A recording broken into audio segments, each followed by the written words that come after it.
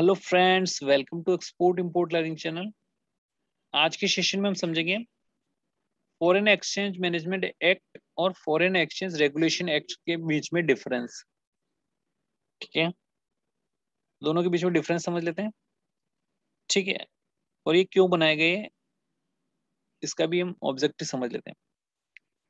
ठीक है, तो foreign exchange management act means की जो पेमेंट होती है इंडिया से दूसरी कंट्री को, जो पेमेंट का एक्सचेंज होता है, ठीक है, उस एक्ट को क्यों बनाया गया।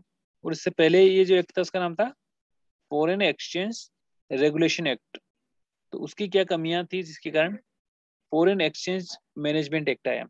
ठीक है, स्टार्ट करते हैं सेशन को। व्हेन फेरा वाज इंट्रोड्यूस इन 1973। ठीक है, कब इंट्रोड्यूस किया गया था इसको, फॉरेन एक्सचेंज रेगुलेशन एक्ट को 1973। The Indian economy was suffering from all time low of foreign exchange reserve. ठीक है, तो उस टाइम पे क्या था, हमारे पास फॉरेन रिजर्व बहुत कम थे। ठीक है, फॉरेन रिजर्व हमें चाहिए किसी चीज को अदर कंट्री से खरीदने के लिए, फॉरेन रिजर्व चाहिए। अगर वो हमारे पास नहीं है तो हम हमारा जो फॉरेन रिजर्व है वो बहुत लो हो जाएगा, मतलब कि कम हो जाएगा, जिसकी वजह से हम कुछ अदर चीजें नहीं कर पाएंगे। जो बेसिक रिक्वायरमेंट जैसे फ्यूल हो गया, पेट्रोल हो गया, ठीक है, कोल हो गया, या जो भी बेसिक रिक्वायरमेंट है वो उनको खरीद नहीं पाएंगे, जिससे हमें प्रॉब्लम आई। तो हमें क्या करना है, हमारे फॉरेन एक्सचेंज रिजर्व को मेंटेन करके रखना है। मीन्स की एज पर कंट्री लेवल पे हम बात करें कि हमें इतना एक्सपोर्ट करना है कि हमारा फॉरेन रिजर्व स्ट्रॉन्ग रहे। ठीक है, तो यहाँ पे जो एक्ट था वो क्या था, फॉरेन एक्सचेंज रेगुलेशन एक्ट। उस टाइम पे हमें दिक्कत आती थी, हमारे फॉरेन रिजर्व कम थे।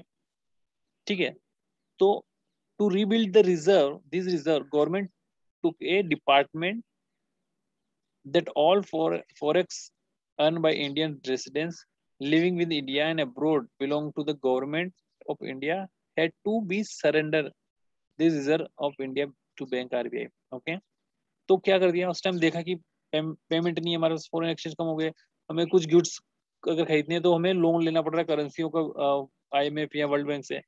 तो फिर वहां पे नोटिस दिया गवर्नमेंट ने, रेसिडेंट्स ऑफ द इंडिया के जितने भी लोग हैं जिसके पास भी फॉरेन करेंसी है वो RBI को सरेंडर कर दें। ठीक है, कैसे, जैसे फॉर एग्जांपल हमारे पास $100 रखे हुए हैं, तो हम उन $100 को नहीं रख पाएंगे, हमें वो RBI को सरेंडर करने होंगे। ठीक है, ऐसे ही इंडिया में जितने भी लोग हैं या इंडिया से जितने भी बाहर है लोग हैं, उन पे जो फॉरेन रिजर्व रखा हुआ है वो सरेंडर करना होगा। ठीक है, तो यहाँ पे चीज ये देखी जा रही है कि ये जो फॉरेन एक्सचेंज रेगुलेशन एक्ट था उसका रिवोल्यूशन कैसे हुआ, उसमें चेंजेस कैसे आए, क्योंकि चीजों को जैसे जैसे ऑब्जर्व किया जाता है उसके बिहाफ पे मेरे नई चीजें इम्प्लीमेंट होती है और नई चीजों का इनोवेट होता है। तो यहाँ पे फॉरेन एक्सचेंज रेगुलेशन एक्ट जो था उसमें ये देखा गया कि फॉरेन रिजर्व कम है, तो सब लोगों को इन्फॉर्म किया गया कि जितने भी आपके पास फॉरेन रिजर्व है RBI को सरेंडर कर दो। ठीक है, thus severally regulated all forex transaction had to a direct or indirect impact foreign reserve which include the import and export। ठीक है, जितने भी इंपोर्ट और एक्सपोर्ट में फॉरेन फॉरेन करेंसीज है आपके पास वो, ठीक है, डायरेक्ट या इनडायरेक्ट फॉरेन रिजर्व आपके पास जो रखे हैं वो सरेंडर किया जाए। ठीक है, तो जो फॉरेन एक्सचेंज रेगुलेशन एक्ट था उसमें इसका ऑब्जेक्टिव ये था कि फॉरेन रिजर्व को स्ट्रॉन्ग किया जाए। ठीक है, however the objective of FERA did not quite have effect that was endonised and the Indian economy continue to decline।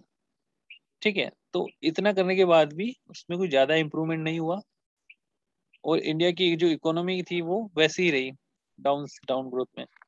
ठीक है, इंपोर्ट ज्यादा था, एक्सपोर्ट कम था, तो फॉरेन रिजर्व आपके लो थे। Now to compound the matters, the strict regulation environment create under the license raj, okay, dampens the Indian economy further। ठीक है, तो स्ट्रिक्टली फिर कुछ रेगुलेटरी बनाई गई जिससे लाइसेंस राज कहा जाता है। ठीक है, वो इंडिया में आई और फिर to mitigate the down turns then minister of finance minister Manmohan Singh unleash the economy liberalisation in 1991। ठीक है, तो फिर उन्होंने क्या किया, इंडियन इकोनॉमी को लिबरलाइज कर दिया। कोई फॉरेन करेंसी नहीं आ रही थी, इंपोर्ट बहुत ज्यादा हो रहे थे और इंपोर्ट एक्सपोर्ट बहुत कम हो रहे थे, विच की इसी कारण से हमारे पास यूएस डॉलर, यूरो हो गया, ये बहुत कम हो गए थे।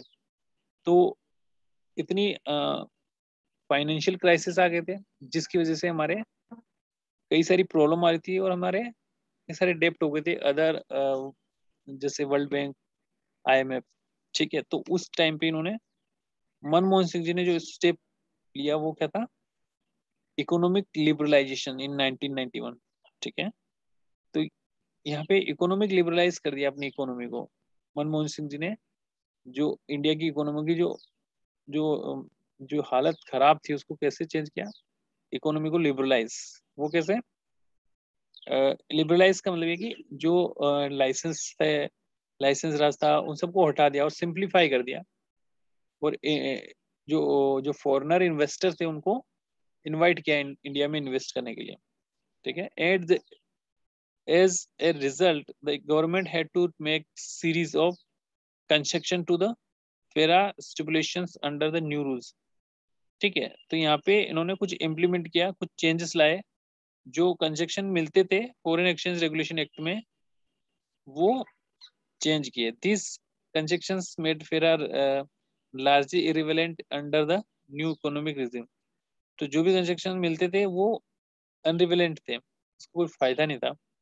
तो eventually the government decided move from currency regulation to the currency management. तो यहाँ पे गवर्नमेंट ने क्या डिसाइड किया, जो करेंसी रेगुलेशन था उसको करेंसी मैनेजमेंट में चेंज कर दिया। जो इनकी वर्किंग थी, इस पे काम करने का जो तरीका था करेंसी को मैनेज करने का, वो क्या पहले था करेंसी रेगुलेशन, तो अब इसको उन्हें करेंसी मैनेजमेंट में कर दिया। And set up a foreign exchange management act and so FERA is in India was replace by FEMA.